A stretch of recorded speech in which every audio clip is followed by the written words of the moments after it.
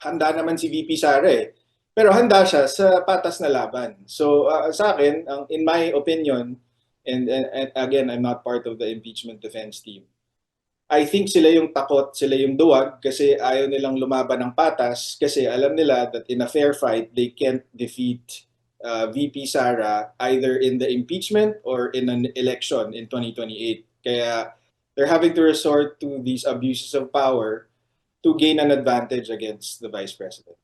Ipakita din, ibulgar sa publiko na yung mga politikong sumasakay dito kay Madriaga ay hindi pananagutan ng habol kundi politika dahil walang credibility si Madriaga, wala din siyang ebidensya dun sa mga sinasabi. The objective was just to communicate to the people that this guy is lying and that the politicians, the congressmen, relying on his testimony to push this narrative against VP Sara are doing this for political gain, not for accountability. Attorney Pao, based on the evidence you have against Ramil Madriaga, ano po yung mensahe natin na nais iparating sa House Committee on Justice, especially ngayong na-invite na si Madriaga sa April 14 hearing? Sa inyong pananaw, sir, should they carefully consider before allowing Madriaga to speak and magpresenta ng mga umano'y evidence niya against the Vice President? Yeah, we're not concerned na magte-testify si Madriaga sa House Justice Committee. Of course, I just have to make it clear diba, that the impeachment defense team is challenging the jurisdiction of the House Justice Committee. They've gone to the Supreme Court to ask for a TRO and to ask the Supreme Court to void these proceedings. They also believe that the House Justice Committee has no power of subpoena. So and we agree with that. Kaya lang the situation is nag-issue sila ng subpoena kahit hindi dapat pwede. Walang TRO, so sinabi na nila na itutuloy na nila sa Tuesday. So that's the situation para sa amin as counsel for VP Sara in the specific perjury complaint versus Madriaga. We don't mind because we know that whatever he says are lies. And then in the proper forum, which is looking like the Senate, we can definitively prove that he's a fraud. So we don't have concerns that he's testifying. The only concern really is that baka may maniwala because I'm sure it's going to be amplified. Puro kalaban ni VP Sara yung nasa House Justice Committee. But kaya nga namin kayo inimbitahan ngayon para unahan na yung mangyayari sa Tuesday, which is to show you our side. Kasi actually, itong complaint affidavit ni VP Sara and the evidence that I just presented to you, that's all available to the House Justice Committee. And yet, when they talk about Ramil Madriaga, they talk about him like he's the smoking gun, he's the missing link to all of this. When really we think he's the weakest link. So we're not gonna, as counsel for the perjury case, we're not gonna stop them from self-destructing their case by inviting Madriaga to testify. Sir, last question from my end, sir, since open yun na po yung pagdulog na ni VP Sara doon sa Supreme Court, marami pong mga tumutulig sa Vice Presidente dito nga sa pagdulog niya sa Supreme Court at sinasabi na ito'y pagtakas po daw sa accountability and sinasabi po nila na tinatakbuhan ni Vice President Sara Duterte yung pagdinig ng House Committee on Justice. Your comment on this, sir? I don't agree with that kasi handa naman si VP Sara eh. Pero handa siya sa patas na laban. So sa akin, in my opinion, and again, I'm not part of the impeachment defense team, I think sila yung takot, sila yung duwag kasi ayaw nilang lumaban ng patas kasi alam nila that in a fair fight, they can't defeat VP Sara either in the impeachment or in an election in 2028. Kaya they're having to resort to these abuses of power to gain an advantage against the Vice President. Thank you, Attorney Pao. Thank you, Jason. Next question, Manny Vargas, Super Radio, DZBB. Hey, Manny. Hi, good morning po. Attorney Panelo, sir. Good morning. Manny Vargas po. Morning. Sir, una sir, pasensya na hindi ko po nasundan yung status po nung complaint na naisampanan niya sa prosecutor's office. Ano na po yung status niya ngayon, sir? Gumalaw na po ba yung prosecutor's office? Naisampanan na po ba ito sa kaso? And secondly, gaano po ka-importante yung magiging action po ng prosecutor's office sa inyo pong isinampang reklamo para mabigyan diin ito pong mga punto na ito against Madriaga? Thank you po. So the current status is the complaint is still before the office of the city prosecutor of Taguig. It's ongoing. The preliminary investigation is ongoing.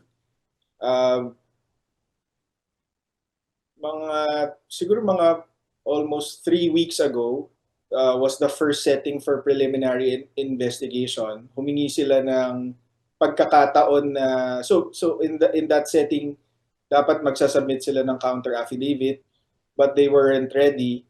So they asked permission for an extension and they were given until April 14. Coincidentally, April 14 din, sa Tuesday din sila binigyan ng deadline to file a counter affidavit. But considering that he's been subpoenaed and he's going to appear on Tuesday sa House Justice Committee, mukhang hihingi na naman sila ng panibagong extension dito sa Office of the City Prosecutor of Taguig.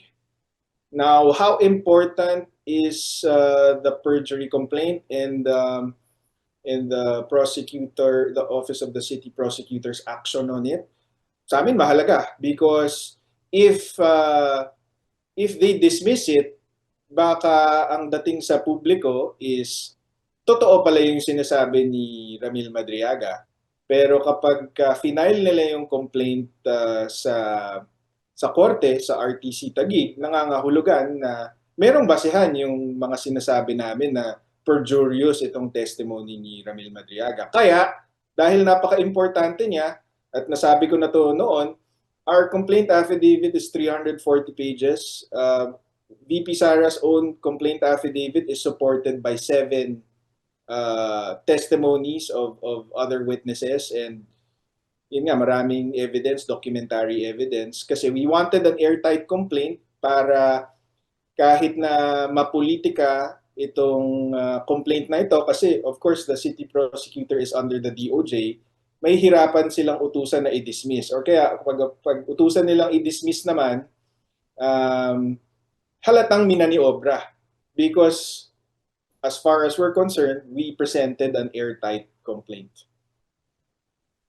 Attorney, sorry po, pahabol lang. Since you mentioned po na magpa-file sila ng counter affidavit nila sa April 14 kasabay nung pagharap niya sa House.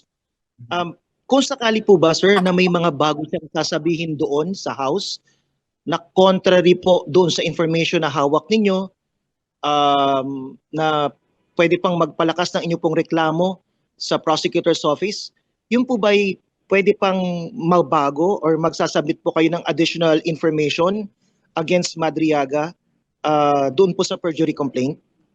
Pwede po bang magamit yun?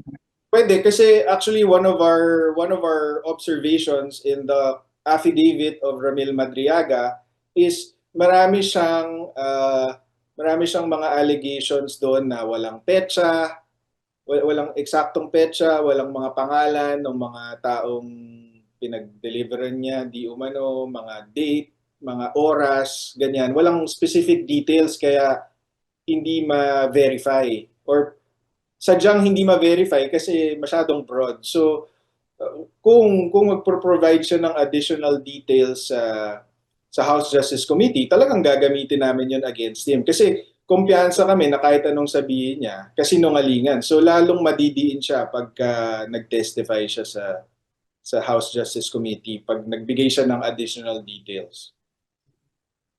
Sir, pasensya. One last po. Since nade-delay na nga po yung pag-proceed po, no? Kasi kinakailangan pa, sir, na yun nga, counter affidavit pa niya and then haharap pa sa camera. It is a welcome development po para sa inyo kung sakali man na Madriaga would be providing you additional information to file further or new information po sa prosecutor's office para mapalakas yung inyo pong perjury complaint against him. So ito pong tagal ng proseso sa prosecutor's office sa Taguig is not actually a situation na detrimental sa inyo pong issue, but rather on the other hand, pwede siyang makatulong para mas mapalakas pa yung reklamo nyo.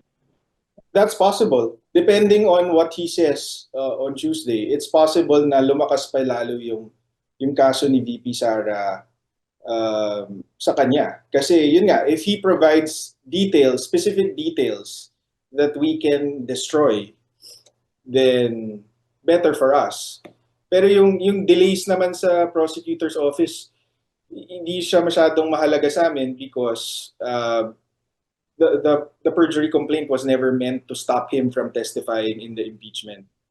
Diba? Hindi naman makakapagpigil yung perjury complaint sa isang testigo na mag-testify sa impeachment. So it wasn't the objective. The objective was to make him accountable. At ipakita sa publiko na nagsisinungaling to, ipakita din, ibulgar sa publiko na yung mga politikong sumasakay dito kay Madriaga ay hindi pananagutan ng habol, kundi politika. Dahil walang credibility si Madriaga, wala din siyang ebidensya dun sa mga sinasabi. Salamat po, attorney. Thank you. Next question, Mav Gonzalez, Jemmy 7. Mav? Hi, sir. Good morning po, Mav Gonzalez. Sir, you mentioned kanina that you think the proper forum would be the Senate. Are you talking about the impeachment trial, if ever, or you're calling on the Senate na magkaroon po ng parallel investigation like the House Justice Committee? I'm talking about the Senate in the context na matagal nang sinasabi ng House Justice Committee members that they have enough numbers to transmit it in the Senate. So mukhang dun talaga papunta yung kwento unless the Supreme Court steps in. So the proper forum to address all of these allegations, it looks like would be the Senate as the impeachment court. Sir, last na lang po. Kanina sinabi niyo rin po na hiwalay naman talaga itong perjury complaint dun sa impeachment na nangyayari sa House ngayon. But do you think that should you prosper in this perjury complaint, tatamaan talaga yung impeachment proceedings sa House? Yes, if it happens quick enough, pero we have no illusion that the perjury complaint will be resolved before the impeachment trial starts. So wala talagang ganong objective eh. We were conscious of the fact that when we file a perjury complaint, most likely the resolution of that will be after the impeachment trial.